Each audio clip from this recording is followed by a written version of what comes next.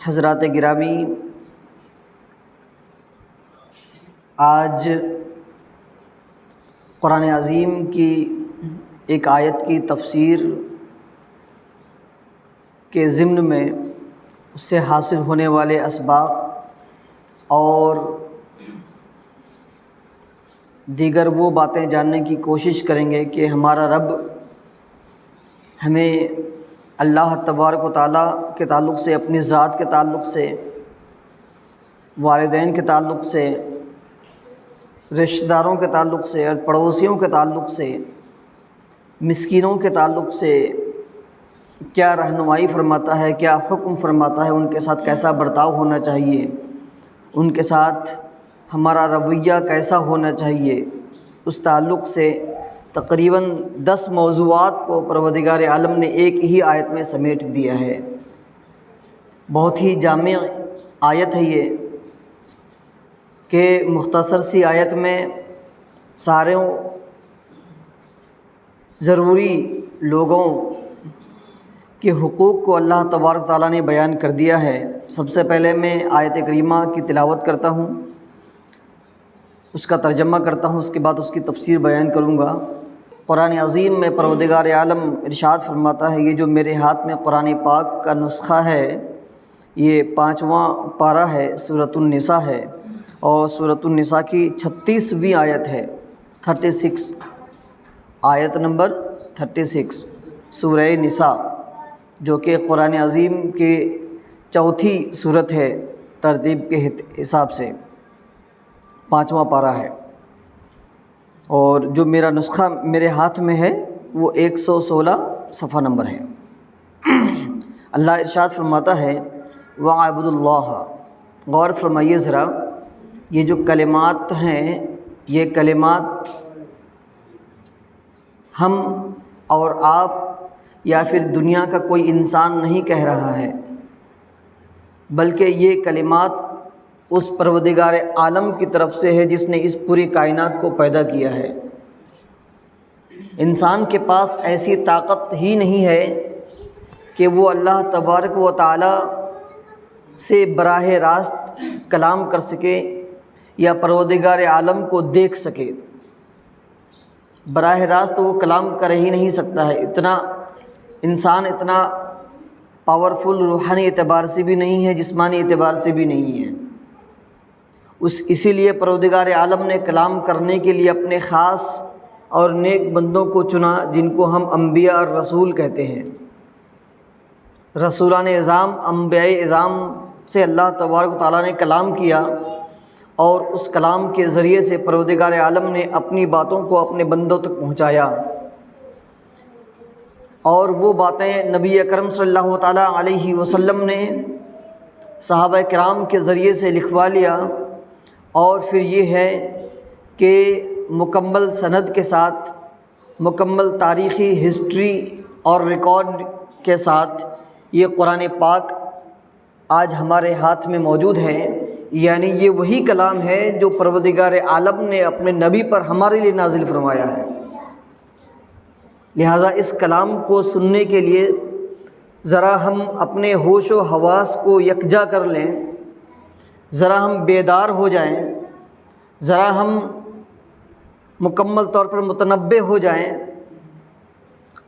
تب جو ہے ہم اس کلام کو سنیں۔ ہمارا رب کیا فرماتا ہے؟ فرماتا ہے وَاعْبُدُوا اللَّهَ، اللہ کی عبادت کرو، اللہ کی عبادت کرو، عبادت اللہ کی کرو۔ اور اس کے بعد جو اس کے آگے کے الفاظ ہیں، اللہ فرماتا ہے وَلَا تُشْرِكُوا بِهِ شَيْئًا، ذرہ برابر بھی اللہ تبارک و تعالیٰ کے ساتھ کسی کو شریک نہ ٹھہراؤ۔ عبادت میں پروردگار عالم کے شریک کسی کو بھی نہ ٹھہراؤ، بلکہ کسی بھی چیز میں اللہ تبارک تعالیٰ کے کسی کو شریک نہ ٹھہراؤ، کسی کو اس کے برابر نہ کرو۔ ایسا نہ کرو کہ اللہ تعالیٰ کی بھی عبادت کرو اور اللہ کے ساتھ ساتھ تم کسی اور کی ہی عبادت کرو۔ ایسا نہ ہو کہ تم یہ عقیدہ رکھو کہ پروردگار عالم نے ہم کو پیدا کیا اور اللہ تبارک و تعالیٰ ہمیں پالتا ہے، ساتھ میں یہ بھی عقیدہ رکھو کہ جو ہے ہمیں جو ہے فلاں انسان نے بھی جو ہے فلاں انسان بھی ہمیں روزی دیتا ہے، رزق دیتا ہے، یا ہم اس کی عبادت کریں۔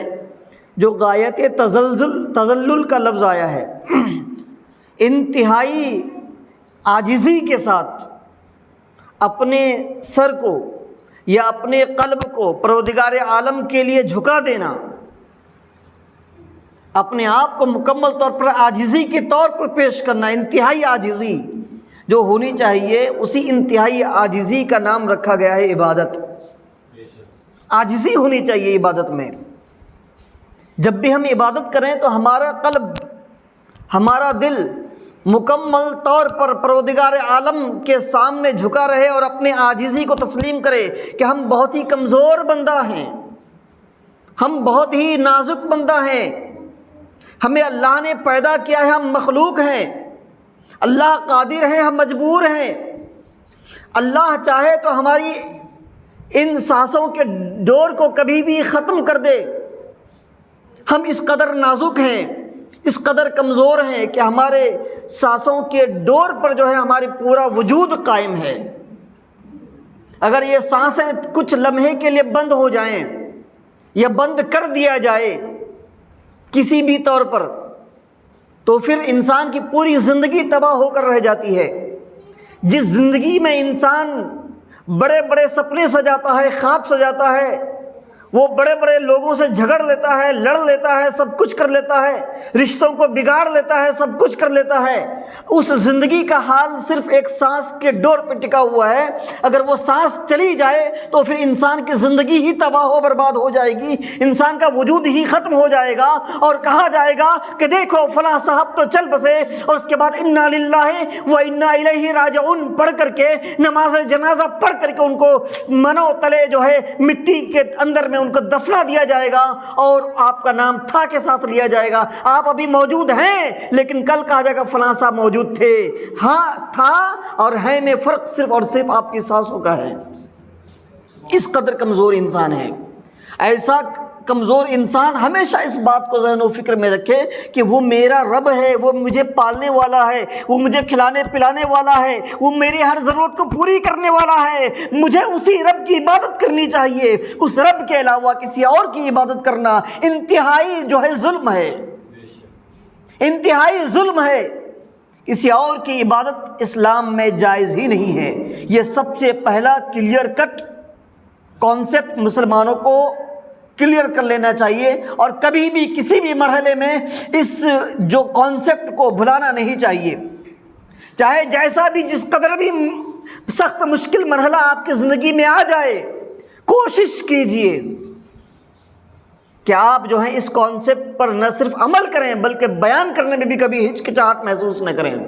ہم اللہ کی عبادت کرتے ہیں، اللہ کے سوا کسی اور کی عبادت نہیں کریں گے۔ ہم اللہ کے سامنے جھکتے ہیں، اللہ کے علاوہ کسی اور کے سامنے نہیں جھکیں گے۔ ہم اللہ کے لیے سجدے کرتے ہیں، اللہ کے علاوہ کسی اور کو سجدہ نہیں کریں گے۔ ہم اللہ کے سامنے اللہ کے لیے رکوع کرتے ہیں، اللہ کے علاوہ کسی اور کے لیے رکوع نہیں کریں گے۔ یہ ہے اللہ تعالیٰ کے لیے عبادت کرنے کا مفہوم۔ وَلَا تُشْرِكُوا بِهِ شَيْئًا، اس کے ساتھ کسی کو شریک نہ ٹھہراؤ، پروردگار عالم کے ساتھ کسی کو شریک نہ ٹھہراؤ، کسی اور کی عبادت نہ کرو، کسی کو خالق حقیقی نہ سمجھو۔ دنیا میں جتنے بھی لوگ ہیں، ڈاکٹر ہے آپ کا علاج کرتا ہے، ٹھیک ہے، وہ ایک سبب ہے آپ کو شفا دینے کے لیے، لیکن شفا دینے والا حقیقی ذات پروردگار عالم کی ہے۔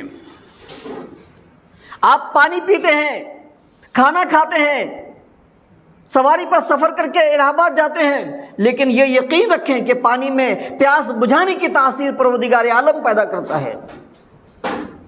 اس کھانے میں بھوک کو ختم کرنے کی، بھوک مٹانے کی تاثیر اللہ تبارک تعالیٰ پیدا کرتا ہے۔ اس سواری پر سوار ہو جانے سے ضروری نہیں ہے کہ ہم الہ آباد تک پہنچ جائیں، شہر پہنچ جائیں، بلکہ منزل تک پہنچانا یہ پروردگار عالم کا کام ہے۔ ہمارا کام ہے صرف سبب کو اختیار کرنا۔ یہ اصل ہے توحید، اسی کو کہتے ہیں توحید، یعنی اللہ تبارک تعالیٰ کو ہر معاملے میں، خلق کے معاملے میں، رب ربوبیت کے معاملے میں ایک جاننا۔ پروردگار عالم ہی سب کچھ ہمارا ہے۔ آگے بڑھتے ہیں۔ وَبِالْوَالِدَيْنِ إِحْسَانًا، اور والدین کے ساتھ حسن سلوک کرو، والدین کے ساتھ حسن سلوک کرو۔ ایک بات جو بہت اہم ہے، قرآن عظیم میں کئی مقامات پر جب میں نے غور کیا کہ والدین کے ساتھ حسن سلوک کا ذکر آیا ہے، پتہ ہے میں نے کیا غور کیا؟ میں نے غور یہ کیا کہ سب سے پہلے اللہ تبارک تعالیٰ نے اپنی وحدانیت کا تذکرہ کیا ہے، اپنی عبادت کا تذکرہ کیا ہے، اور اپنے عبادت کے تذکرہ کرنے کے بعد جو ہے تب پروردگار عالم نے فوراً بات کہا ہے کہ والدین کے ساتھ حسن سلوک کرو۔ اب اندازہ لگائیے، پتہ یہ چلا، معلوم یہ ہوا کہ پروردگار عالم کی عبادت اور آپ کی ربوبیت پر یقین رکھنے کے بعد جو سب سے بڑا اور سب سے اہم کام ہے وہ یہ ہے کہ والدین کا ہم احترام کریں اور والدین کے ساتھ حسن سلوک کریں۔ والدین کے ساتھ حسن سلوک کرنے کا مطلب کیا ہے؟ سب سے پہلے یہ کہ ان کی اطاعت کریں، ان کی نافرمانی نہ کریں۔ ان کی اطاعت کرنے کا مطلب یہ ہے وہ جو بھی جائز بات کہیں، انصاف والی بات کہیں، اس انصاف والی بات پر ہم عمل کریں۔ ناجائز بات پر عمل کرنے کا حکم نہیں ہے، یہ بھی ذہن میں رکھنے کی ہے۔ بعض والدین آج کے زمانے میں ایسے بھی ہیں، ایسے کیسز ہمارے سامنے آئے ہیں، والدین غلط حکم دیتے ہیں، بیٹا ایسا کرو، اپنے بھائی کے لیے جو ایسا کر لو، غلط نیگیٹو مشورہ دیتے ہیں، وہ غلط مشورہ دیتے ہیں وہ۔ تو جب بھی غلط مشورہ دیا جائے، ایسا مشورہ جو شریعت سے ٹکرائے، ایسا مشورہ جو اللہ کے حکم سے ٹکرائے، تو پھر یاد رکھیں اس مشورے پر عمل کرنے کی کوئی ضرورت نہیں ہے۔ ہم محبت کے ساتھ انہیں سمجھا دیں گے کہ والدہ محترمہ یا والد محترم، آپ کی یہ بات شریعت کے خلاف ہے، اس لیے ہم پر عمل کرنا ضروری نہیں ہے، اس کے علاوہ آپ جو بھی کہیں گے ہم اس پر عمل کریں گے۔ اگر ہم تفصیل پر جائیں تو پوری آیت پر ہم گفتگو نہیں کر پائیں گے۔ آگے بڑھتے ہیں، وَبِالْوَالِدَيْنِ إِحْسَانًا وَبِذِي الْقُرْبَى، اور اپنے قریبی رشتہ داروں کے ساتھ حسن سلوک کرو۔ جو رشتہ دار ہیں آپ کے، ان کے ساتھ حسن سلوک کرو۔ رشتہ داروں کے ساتھ حسن سلوک کرنے کا ذکر اللہ تبارک تعالیٰ نے تیسرے نمبر پر ذکر کیا۔ پہلے نمبر پر اپنی توحید اور اپنی ربوبیت کا ذکر کیا، اپنی عبادت کا ذکر کیا، اور دوسرے نمبر پر پروردگار عالم نے والدین کے ساتھ حسن سلوک کا ذکر کیا، اور تیسرے نمبر پر اللہ تبارک تعالیٰ نے رشتہ داروں سے حسن سلوک کا ذکر کیا۔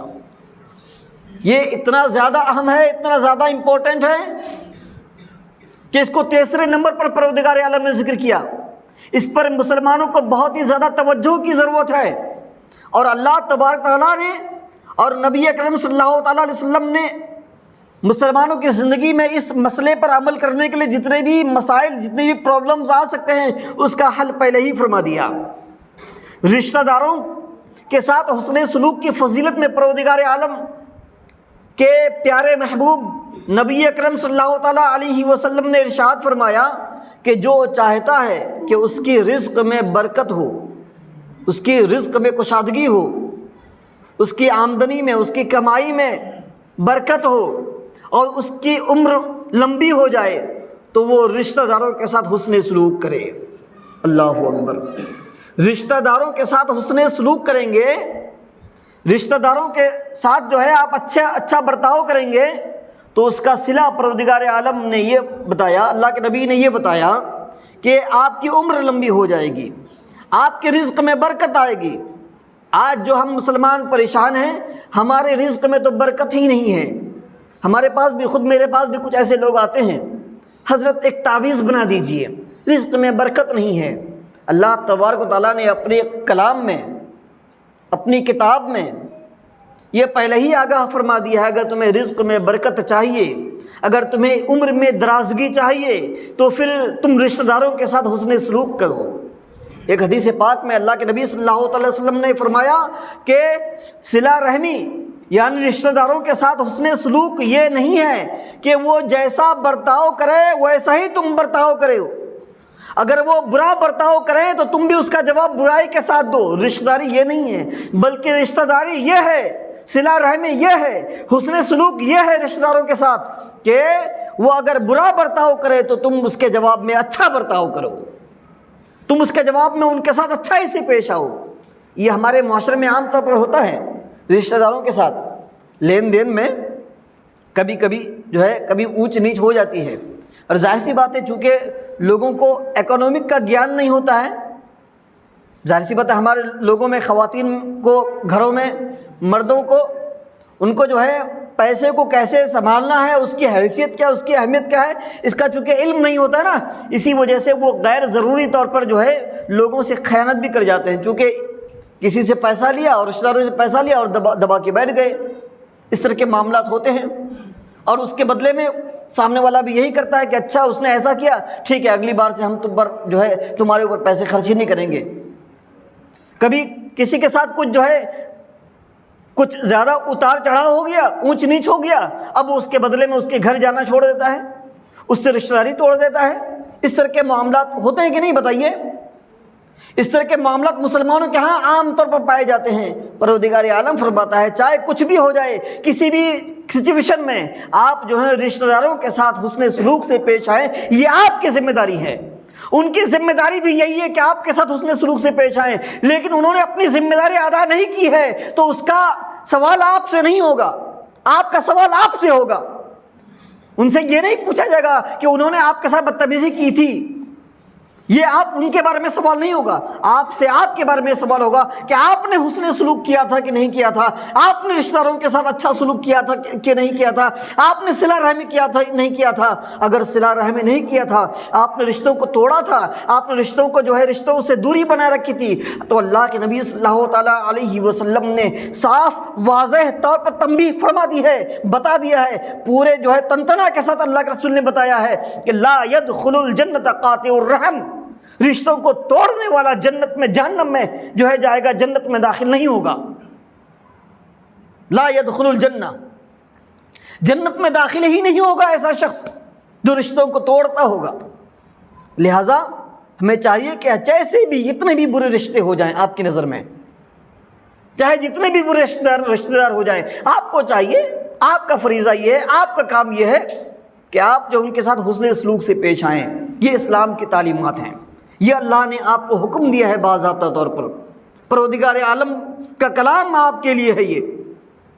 اور آگے پروردگار عالم ارشاد فرماتا ہے والیتامیٰ، یتیموں کے ساتھ بھی حسن سلوک کرنا ہے اور ان کے حقوق کا خیال رکھنا ہے، ان کی پرورش کرنی ہے، ان کے مال کی حفاظت کرنی ہے، اور جب وہ بڑے ہو جائیں تو بڑے ہونے کے بعد جو ہے ان کو ان کا مال واپس کر دینا ہے، امانت داری کے ساتھ، دیانت کے ساتھ، ایمانداری کے ساتھ.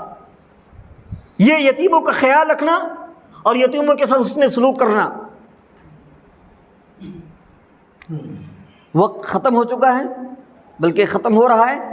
آیت کریمہ کو میں سمیٹتے ہوئے آگے بڑھوں. پروردگار عالم ارشاد فرماتا ہے والمساکین، اور مسکینوں کے ساتھ بھی حسن سلوک کرو. مسکین وہ ہوتا ہے جس کے پاس جو ہے تھوڑا سا روپیہ پیسہ ہوتا ہے، لیکن اتنا نہیں ہوتا ہے کہ وہ اپنی ضروریات کو جو روزمرہ کی زندگی میں پیش آتے ہیں اس کو پوری کر سکے. اس کے بالمقابل فقیر وہ ہوتا ہے جس کے پاس کچھ بھی نہیں ہوتا ہے. ٹھیک ہے، تو مسکینوں کے ساتھ بھی ہمیں چاہیے کہ حسن سلوک کریں، ان سے نرمی سے برتاؤ کریں، ان کے باضابطہ حقوق اللہ تبارک تعالیٰ نے بیان فرمائے ہیں، لہذا ان کے حقوق کا بھی خیال رکھیں. آپ کے مال میں صرف آپ کے بچوں کا حق نہیں ہے، آپ کے مال میں صرف جو ہے آپ کے رشتہ داروں کا حق نہیں ہے، بلکہ آپ کے مال میں یتیموں کا بھی حق ہے اور مسکینوں کا بھی حق ہے. باضابطہ اللہ تعالیٰ نے آپ کے مال میں حق رکھا ہے. اگر آپ کہیں گے ہمیں کیا ضرورت ہے، آج لوگوں کا مزاج بن چکا ہے اپنا اور اپنے بال بچوں کا پیٹ پالتے ہیں اور جب انہیں کی دیکھ ریکھ کرتے ہیں اس کے بعد پھر جو دنیا جائے کہیں بھی ہمیں کچھ خبر نہیں ہے، ہمیں کچھ پتہ نہیں ہے. اللہ تعالیٰ نے آگے فرمایا والجار ذی القربہ، اور قریبی جو پڑوسی ہیں، پڑوسی یعنی جو 40 گھر دائیں بائیں آگے پیچھے وہ ہوتا ہے پڑوسی. قریبی پڑوسی یعنی جس کا گھر آپ کے گھر سے بالکل اٹیچ ہو. اور والجار ذی القربہ والجار الجنب، اور دور کے پڑوسی یعنی جن کا گھر آپ کے گھر سے جو ہے اٹیچ نہیں ہے، دور کے پڑوسی یعنی 40 گھر تک بالکل جو لوگ ہیں وہ آپ کے پڑوسی ہیں. یا پھر ایک تفسیر یہ بھی کی گئی ہے جو مسلمان ہے وہ آپ کے قریبی پڑوسی ہے اور جو نان مسلم ہے وہ آپ کے جو ہے دور کے پڑوسی ہیں.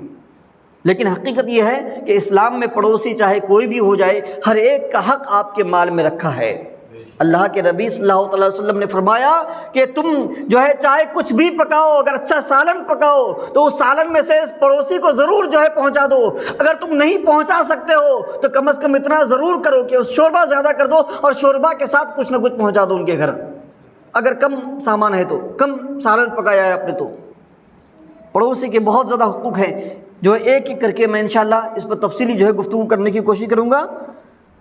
آج والصاحب بالجنب، جو آپ کے بالکل کبھی آپ سفر کرتے ہیں تو آپ کے ساتھ بیٹھے ہوئے جو سب بندہ ہوتا ہے، چاہے وہ کوئی بھی ہو جائے، مسلم ہو جائے نان مسلم ہو جائے، وہ بھی آپ کا ایک طرح سے پڑوسی ہی ہوتا ہے، اس کے ساتھ بھی حسن سلوک آپ کو کرنا ہے۔ وہ ابن السبیل، اور مسافر کے ساتھ بھی حسن سلوک کرنا ہے۔ وما ملکت ایمانکم، اور غلاموں کے ساتھ بھی حسن سلوک کرنا ہے۔ آج کے زمانے میں غلام تو نہیں ہے، لیکن جو نوکر ہوتے ہیں یا پھر یہ کہ آپ کی کمپنی میں آپ کے انڈر میں کام کر رہے ہوتے ہیں، ان پر یہ حکم لاگو ہوگا کہ ان کے ساتھ بھی آپ حسن سلوک کریں، ان کے ساتھ غلاموں سا ویوہار ہرگز نہ کریں۔ اور جو ایسا کرتا ہے ان اللہ لا یحب من کان مختالا فخورا، اللہ تبارک و تعالیٰ گھمنڈی اور فخر کرنے والوں کو پسند نہیں فرماتا ہے۔ اللہ کی شان میں عبادت سے گریز کون کرے گا؟ رشتہ داروں سے جو ہے توڑنے والی باتیں کون کرتا ہے؟ یتیموں پر جو ہے شفقت کی نظر سے کون نہیں دیکھتا ہے؟ وہ انسان جس کے اندر گھمنڈ ہو، جس کے اندر غرور ہو، تکبر ہو۔ اسی لیے اللہ نے فرمایا کہ ایسے لوگوں کو اللہ تبارک و تعالیٰ پسند نہیں فرماتا ہے۔ اللہ تعالیٰ سے دعا ہے کہ جو کچھ بھی ہم نے اس آیت کریمہ سے پروردگار عالم کے الفاظ کو، پروردگار عالم کے احکام کو سنا ہے، اس پر عمل کرنے کی توفیق عطا فرمائے۔ وما علینا الا البلاغ المبین۔ السلام علیکم ورحمۃ اللہ۔ جو لوگ سنت نہیں پڑھیں وہ پڑھ لیں اب۔